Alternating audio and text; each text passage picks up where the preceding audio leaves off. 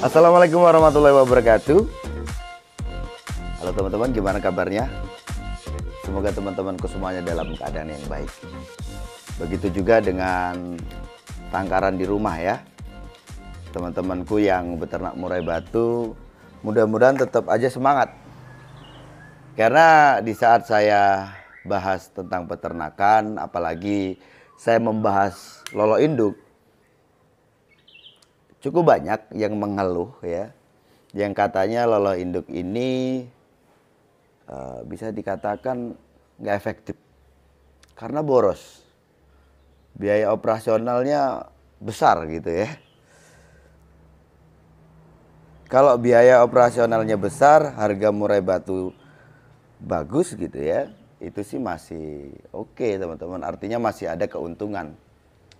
Tetapi di luar sana itu ternyata banyak yang ngeluh dengan harga murai batu yang katanya jatuh.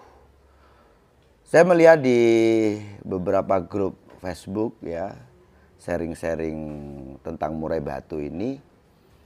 Di situ cukup sering saya temukan orang itu ngeluh. Bahkan ada yang sambil marah-marah gitu ya. Burung ditawarkan sekian ya. Kapan itu saya melihat itu ya teman-teman. Jadi burung trotol sepasang harganya 1 juta. Ditawar orang 1 juta katanya seperti itu. Itu kan sangat memprihatinkan. Ya. Jelas ini teman-teman untuk loloh induk ya nggak cocok dengan ya, teman-temanku yang hari ini jual burung dengan harga murah.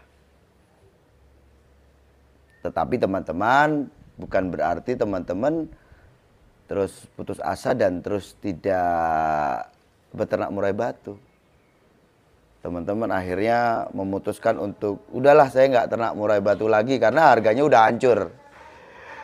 Teman-teman, 3 tahun yang lalu itu aku tuh sudah memberikan solusi pada teman-teman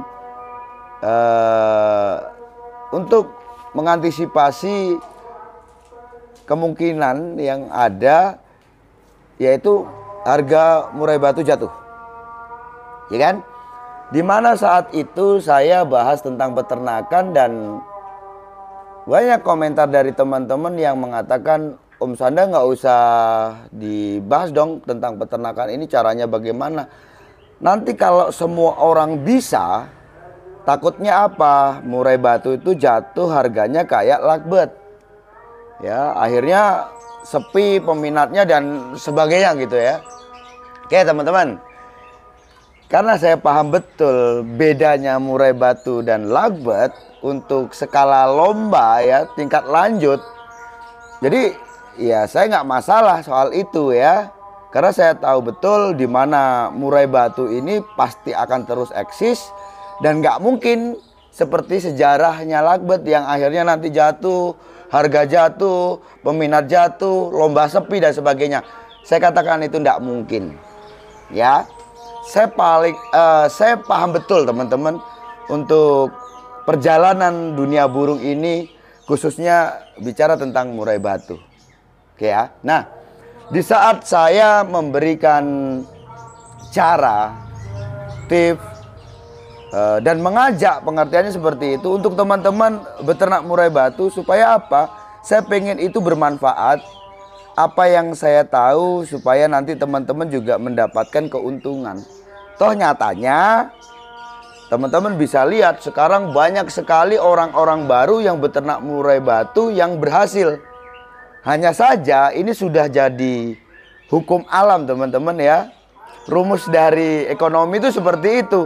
Di mana ada inflasi, banyaknya produksi, yang beli nggak ada, itu harganya jadi jatuh, harganya murah. Tetapi tenang aja teman-teman, itu semua ada solusinya. Walaupun kalau aku sih belum merasakan dampak dari semua itu, karena dasar dari aku beternak murai batu itu sendiri karena hobi. Satu itu, dua, untuk masalah harga, saya nggak pernah mengatakan dalam konten ya, tetapi mungkin untuk saat ini saya perlu juga katakan pada teman-teman, akhirnya nanti teman-teman tahu Untuk produk ternakan saya yang paling murah, saya jual itu untuk jantan 5 juta.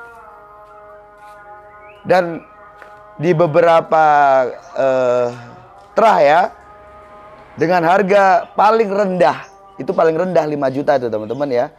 Itu masih ada yang tinggi gitu ya, yang lebih dari 5 juta. Yang paling rendah 5 juta, banyak orang itu yang sudah inden. Bahkan yang lebih dari harga 5 juta itu juga banyak yang inden. Artinya apa? Masih banyak orang yang meminati, pengen memiliki produk dari tangkaran saya. Artinya saya tidak terkena dampak dari jatuhnya harga murai batu ini. Gitu ya teman-teman ya. Oke. Yang saya katakan tadi pada teman-teman bahwa jauh sebelum masalah ini ada, jauh sebelum harga murai batu ini jatuh dan teman-teman akhirnya merasakan ini semua, saya sudah memberikan solusi pada teman-teman agar nantinya bisa dipakai. Dan ini sebagai solusi di mana teman-teman tetap bisa eksis beternak burung dengan cost ya, atau biaya operasional yang kita tekan. Seperti mana pemberian extra fooding yang kita buat sendiri, yang kita olah dari fur, telur, minyak ikan, dan bahan-bahan yang lain yang dulu Om Sanda itu sebut sosis ya. Jadi kalau teman-teman cukup lama mengikuti channel Umpamane Kicau, sudah lebih dari 2 tahun mengikuti channel Umpamane Kicau, pasti teman-teman ingat ya dengan apa itu sosis.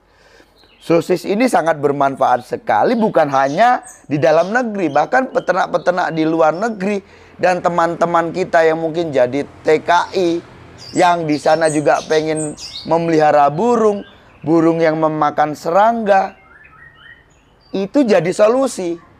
Nah, kalau bicara tentang peternakan, ini bisa dijadikan alternatif EF untuk indukan dan juga untuk trotolannya, gitu ya. Artinya ini harga yang kita keluarkan, mungkin kita bandingkan dengan kroto, itu jauh lebih murah yang kita bikin sendiri ini tadi teman-teman, gitu ya. Bukan hanya dia jadi solusi alternatif, tetapi juga itu hasilnya memang bagus, gitu ya. Itu sosis. Begitu juga dengan loloan. Kalau teman-teman loloan pakai kroto yang dicampur dengan fur, ya masih konvensional lah seperti itu ya. Dan teman-teman merasa itu keberatan, teman-teman bisa lolo pakai fur kucing. Dulu orang pasti ya, awal orang nggak paham itu wajar teman-teman, terus wah gila apa masa ngelola anakan pakai fur kucing. Itu semua bukan hanya bicara teman-teman, tetapi pembuktian. Dan kalau bisa diakui untuk saat ini banyak sekali peternak-peternak ini juga memakai fur kucing, yang tadinya saat saya sarankan untuk memakai fur kucing, ya teman-teman ini juga menolak gitu ya.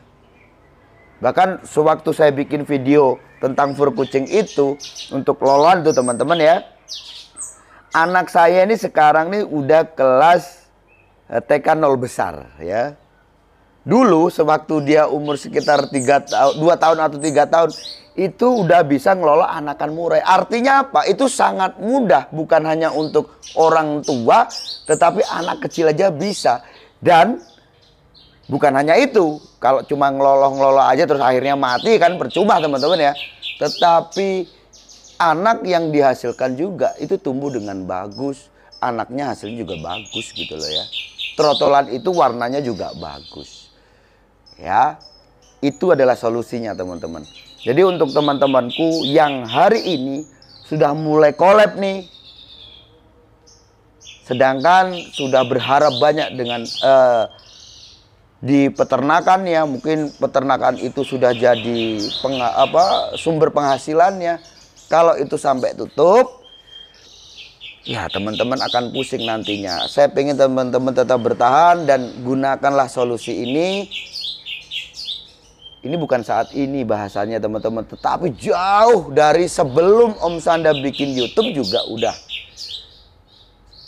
sering lakukan itu gitu ya. Kalau dulu mungkin ngelola anakan pakai fur kucing itu untuk burung jalak, burung kacer, burung pentet gitu. Ya setelah itu karena Om Sanda punya YouTube dan itu suatu pengalaman yang saya rasa juga bagus, maka saya katakan di YouTube. Begitu juga dengan extra fooding yang kita buat sendiri, yang kita istilahkan dengan sosis. Itu juga sebelum Om Sanda bikin YouTube juga udah begitu teman-teman. Sebelum ya, jauh sebelum adanya fur konvensional yang dijual di pasaran, itu sudah ada dan Om Sanda sudah pakai itu. Gitu teman-teman ya. Saya pengen teman-teman tetap bertahan untuk beternak murai batu. Ya kalau teman-teman melihat ya seperti mana konten Om Sanda kemarin soal lolo induk, hasil anaknya bagus, ya teman-teman jangan lantas wah ini nggak efektif, nggak usah ditonton. Itu juga pembelajaran. Barangkali saat teman-teman bertahan saat ini ternyata ada indukan yang mengeluarkan anak bagus, nggak ada salahnya kan teman-teman juga nanti pakai lolo induk gitu ya. Artinya dengan penjualan yang harganya berbeda kalau memang hasil anaknya bagus. Sampai saat ini teman-teman yang namanya anak bagus dari indukan yang bagus itu nggak ada yang ceritanya harganya kayak harga kacang gitu ya atau harga pasar. Beda. Bedakan segmen pasar dengan bedakan segmen lomba atau segmen prestasi. Karena pemain tidak akan pernah bagaimanapun ceritanya ya. Pemain itu tidak akan pernah mencari calon gacoan di pasar. Itu aja teman-teman pegang. Kalau orang bicara pasar artinya itu ya bicara tentang burung yang maunya jadi hiasan aja gitu teman-teman ya. Kalau itu bicara tentang pasar. Gitu teman-teman. Saya rasa cukup sekian. Sukses selalu.